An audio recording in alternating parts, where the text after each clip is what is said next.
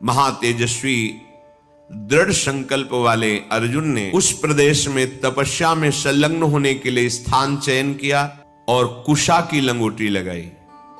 कुशा बहुत दुखद होता है, छू जाए तो त्वचा को चीर दे। लंगोटी लगाई और एक दंड समीप में रख लिया और अपने गांडीव धनुष और तूणीर को वृक्ष की डाल पे से टांग दिया और हाथ जोड़कर भगवान शंकर की स्तुति करके निरंतर भजन में लग गए। 1 मास तक 3 दिन 3 रात कुछ नहीं खाना, उसके बाद सूखा पत्ता लेकर के पाना। दूसरा मास 6 रात के बाद कोई फल ले लेना। तीसरा महीना 15 दिन 15 रात व्यतीत होने के बाद एक बार कुछ फल ले लेना। चौथे महीने में केवल जल पीकर रहना, फिर जल भी छोड़कर केवल वायु श्वास बस।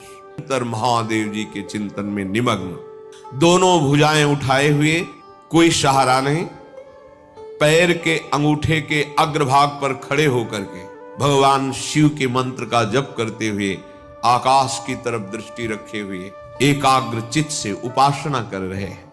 तदनंतर अर्जुन की भयंकर तपस्या को देख करके वहां रहने वाले जितने ब्रह्म ऋषि थे सब भगवान पिनाकपाणी महादेव जी के समीप गए और महादेव जी को प्रणाम करके कहा, देवाधिदेव, अर्जुन आपके लिए महान तपस्या से युक्त होकर के उपासना कर रहे हैं।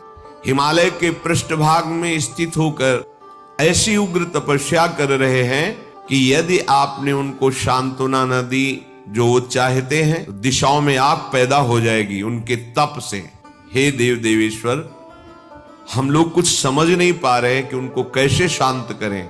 वे अपनी तपस्या का संताप प्रकट कर रहे हैं। हम महर्षि जन चिंतित हैं कि यदि वो ऐसी तपस्या में रहे तो आग पैदा हो जाएगी। जैसे ध्रुव जी ने अपनी प्राणवायु बंद कर ली तो त्रिभुवन की प्राणवायु बंद हो गई, तत्काल भगवान को आना पड़ा। पवित्र चित्त वाले इन महर्षियों की जो सदा सबको सुख देने में तत्पर रहते हैं, उनकी बात सुनकर भगवान देवाधिदेव महादेव ने कहा, महर्षियों, मुझे पता है, तुम विषाद मत करो। अर्जुन की तपस्या किसी को कष्ट देने के लिए नहीं है। अर्जुन के मन में जो संकल्प है वो मैं जान रहा हूं। वो किसी लोकांतर के भोग की इच्छा से तपस्या नहीं कर रहे हैं। उन्हें जो पाना है वो मैं प्रदान करूंगा। तुम सब शांत चित्त होकर अपने अपने भजन में लगो जाकर। भगवान शंकर का ये वचन सुनकर जितने ब्रह्मर्षि आए हुए थे सब प्रणाम करके अपनी अपनी कुटिया को गए। उन महात्माओं के चले जाने के बाद सर्व पापहारी पिनाकपाणी देवाधिदेव भगवान शंकर किरात वेश धारण किया, दिव्य कांति, धनुष बाण धारण किए हुए, मृग चर्म धारण किए हुए, और भगवती उमा भी उसी भेष में साथ में, और साथ में उमा के साथ बहुत सी देवियां और महादेव जी के साथ उनके गण, पर सब किरात वेश में। जे ही भगवान शिव इस वेश में वन में प्रवेश किए तो सारा वन शांत हो गया। खग मृग पशु पंछी वायु जल सबका कोलाहल शांत हो गया, आवाज बंद। एक घुरघुराहट सुनाई दी उस अर्जुन को। आकाश दृष्टि करके मंत्र जप कर रहे थे, दृष्टि घुमाई तो देखा एक विशाल सुअर उनको मारने के लिए तीव्र गति से आ रहा है। तत्काल अर्जुन ने अपने गांडीव धनुष को उठाया और प्रत्यंचा चढ़ाकर टंकार की, जिसकी ध्वनि उस शांत वन में गूंज गई।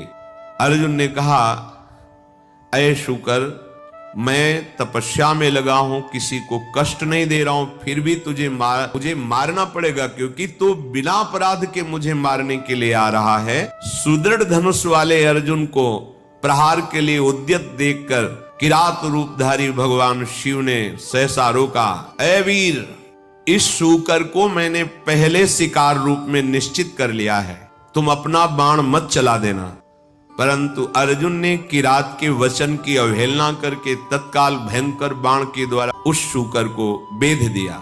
जैसे अर्जुन का बाण वैसे ही किरात वेशधारी भगवान शिव का बाण भी उसी जगह लगा। दोनों के छोड़े हुए बाण से सुवर्ण रूप त्याग करके मूक दानों विशाल पर्वत की तरह वो अपने असली स्वरूप में आकर प्राण त्याग कर गिर पड़ा।